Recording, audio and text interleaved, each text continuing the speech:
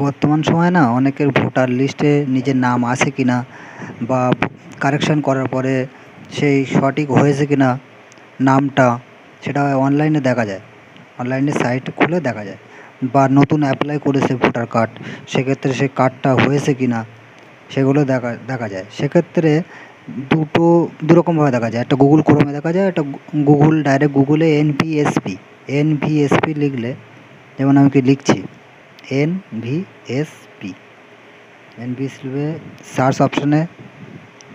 Search option করলে election commission of India একদম সর্বপ্রথম যে ওয়েবসাইটটা এসে এখানে ট্যাপ করতে হবে।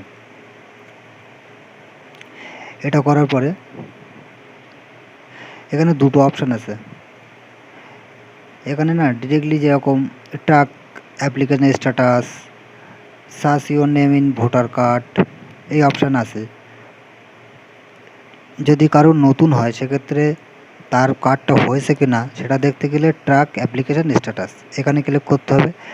আর যদি ভোটার লিস্টে নিজের নাম আছে কিনা বা কারেকশন করতে দিয়েছি সেটা ঠিক হয়েছে কিনা, সেক্ষেত্রে search your name in voter list এখানে ক্লিক করতে হবে। এখানে ক্লিক করলে না